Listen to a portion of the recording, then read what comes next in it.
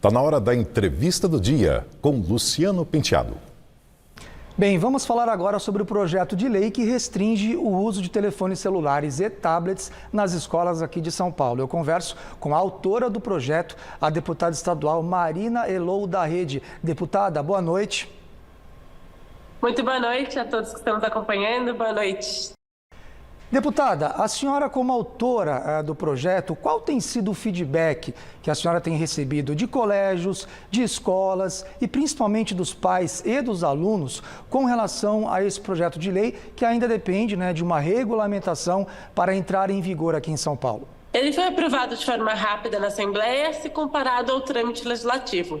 Mas a gente ficou muitos meses na construção desse projeto de lei, inclusive escutando, fazendo audiências públicas, conversando com as associações de professores, com pais, indo nas escolas, conversando com especialistas, com pediatras, com a Associação Brasileira de Pediatria, trazendo muitas pessoas e visões diferentes para a construção do projeto. E ele parece polêmico, porque ele impacta a vida de muita gente, ele traz um desconforto principalmente para os adolescentes que vão ter que conviver com uma restrição e aprender a desenvolver outras competências e habilidades relacionais, socioemocionais, que eles não estão acostumados e se desviciar mesmo, é um vício hoje que é elaborado no cérebro das crianças e dos adolescentes, porém, a maioria dos pais, com pesquisas comprovando isso no Brasil inteiro, a maioria dos professores, dos diretores de escola, de pessoas que estão realmente engajadas no desenvolvimento saudável de crianças e adolescentes, concordam plenamente com o projeto. Então, ele vai numa direção que o mundo inteiro tem caminhado e eu tenho certeza que todo mundo vai caminhar. Exatamente, inclusive já é aprovada em vários países essa lei que inicialmente vai vigorar aqui em São Paulo. Há uma discussão no âmbito nacional, mas já tem vários países, eu cito aqui alguns, Estados Unidos, França, Espanha, Portugal, Holanda, México e Canadá. Eles têm ou leis nacionais ou leis regionais a respeito dessa restrição já, não é, deputado? Então, assim, a gente pode entender que o Brasil está caminhando na mesma direção de países mais desenvolvidos na questão pedagógica e educacional? Sim, exatamente. Há uma tendência mundial que, a partir da percepção de que as crianças e os adolescentes estão aprendendo menos no mundo inteiro, estão diminuindo a sua capacidade de concentração, de capturar conteúdos, estão aumentando a sua ansiedade, a sua depressão, piorando em saúde mental, estão com piores índices de formação, que o mundo inteiro vem caminhando para isso. E é uma questão também de desigualdade social. Os países mais desenvolvidos do mundo já tomaram essa decisão. As escolas de elite no Brasil inteiro estão caminhando para isso. Todo dia a gente vê uma nova escola privada, uma escola de elite proibindo o celular. Nós temos uma responsabilidade com o desenvolvimento saudável dos jovens, crianças e adolescentes, do desenvolvimento do cérebro deles, e tem que ser para todas as crianças, para todos os adolescentes. A gente não pode deixar o fosso da desigualdade crescer ainda mais, e esse projeto vai nessa direção. Sim, e vai ser uma mudança de hábito, não é, para todo mundo, tanto para docentes, professores, para os alunos principalmente e também para os pais, não é, que estão ali lidando com essas crianças. Agora, a senhora falou de saúde mental, deputado, eu trago aqui dados de uma pesquisa recente que me chamou muito a atenção, mostrando que, além, claro, do problema de saúde mental no geral, tem também o estímulo à prática de cyberbullying. Isso foi registrado em 66% dos colégios pesquisados durante essa pesquisa. Você pessoalmente acha que a gente pode, com essa lei, ter, por exemplo, esperança de que tenhamos uma nova geração de jovens, de alunos, que tenham mais empatia com o próximo, que a gente tenha uma convivência mais harmônica no âmbito escolar? Eu sempre digo que a lei não vai resolver todos os problemas da nossa juventude, das nossas crianças e adolescentes, e nem todos os problemas que o celular e as redes sociais causam no desenvolvimento saudável do cérebro e das relações de crianças e adolescentes. Porque a gente ainda tem e convive com um celular, com muitas crianças recebendo esse celular muito jovens, 6, 7, 8 anos, participando das redes sociais e sofrendo esses impactos de bullying, de manipulação, de violência online, de estereótipos e distorções de imagem, de relações inatingíveis e ideais inatingíveis de formação.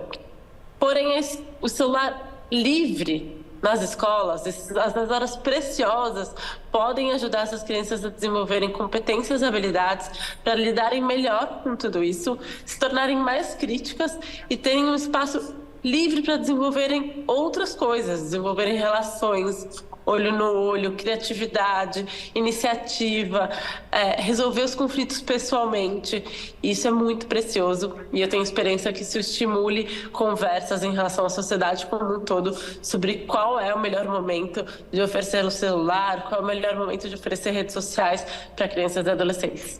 É porque é interessante essa questão do melhor momento, né, que a senhora põe, porque a tecnologia, claro, ela é inevitável, ela está aí, todo mundo tem um celular, não seria diferente com os nossos jovens e também não seria diferente com os alunos. Agora, essa restrição no âmbito do escolar, mesmo para aqueles que passam, sei lá, várias horas do dia na escola e estarão várias dessas horas sem acesso ao telefone.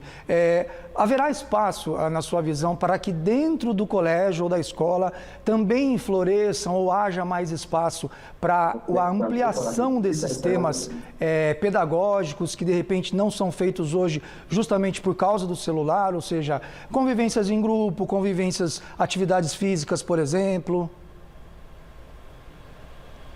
A experiência que a gente tem acompanhado dos colégios que já proibiram o celular, dos países que já avançaram nesse sentido, e até no próprio Rio de Janeiro, que na rede municipal já implementou esta restrição, é muito positiva. Eles relatam de uma dificuldade no primeiro momento, nos primeiros meses, de bastante ansiedade dos jovens, que logo passam a se desenvolver e se envolver em outras atividades, criando campeonatos de ping-pong, criando festivais de música, se relacionando, voltando a ter iniciativa. E uma coisa que é muito preciosa, que é esse desenvolvimento relacional que a escola propicia. Então, eu acredito sim que essas horas vão ser muito preciosas para esse desenvolvimento saudável de crianças e adolescentes. E a hora certa de oferecer celular, de oferecer redes sociais, ainda é uma discussão muito nova na sociedade. A gente ainda lida muito com pressão de pares. Eu vou dar porque todo mundo tem, senão ele vai ficar excluído. Mas se as pessoas não querem dar, como é que a gente pode, os pais, criar impactos coletivos para atrasar essa entrada no mundo digital? A Austrália está propondo agora um projeto de lei que proíbe adolescentes menores de 16 anos de terem redes sociais. Essa é uma discussão muito atual do mundo inteiro, tendo o impacto que tem de fato no desenvolvimento de crianças e adolescentes e no cérebro deles. Ao mesmo tempo, a gente tem a certeza de que é possível a gente avançar com essas restrições sem ser contra a tecnologia na educação. Não é um projeto contra a tecnologia na educação. A tecnologia pode ser uma grande aliada, mas ser usada de forma pedagógica, com orientação intencional. Inclusive, essas são as duas exceções do projeto, né? A utilização da tecnologia quando for para fins pedagógicos ou para aquele aluno que tiver ali alguma dificuldade ou até alguma deficiência. Você comentou dos pais, eu queria te ouvir a respeito disso, quer dizer, como é que deve se dar, você acha que deve haver alguma diferença na dinâmica familiar com essa mudança na escola? Quer dizer, quando esse aluno chegar em casa, onde ele não vai ter usado o telefone celular, como é que devem ser essas conversas com os pais, no sentido da melhor utilização do telefone, pode contribuir para um caminho aí de uma utilização mais programada, mais não tão banalizada do celular por parte dos jovens? Eu tenho ido falar em muitas escolas com muitos jovens e quando eu peço para todo mundo levantar a mão, mais ou menos quantas horas eles ficam no celular, eles me respondem em média 10 horas. Nossa. E uma pesquisa bem recente de uso de crianças e adolescentes no celular trouxe que a média de quem tem acesso vai ficar 8 horas. Ou seja, eles estão gastando muito tempo criando quais são os valores deles, quais são as formações, quais são as referências deles.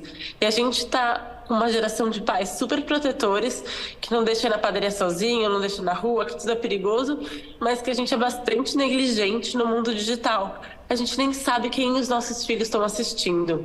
Então, a minha esperança é que esse projeto de lei, além de garantir algumas horas livres de desenvolvimento saudável para crianças e adolescentes, é permitir que ele também suscite essas discussões na sociedade e maior consciência e informação dos pais sobre os impactos que estão tendo nos seus filhos no celular e nas redes sociais.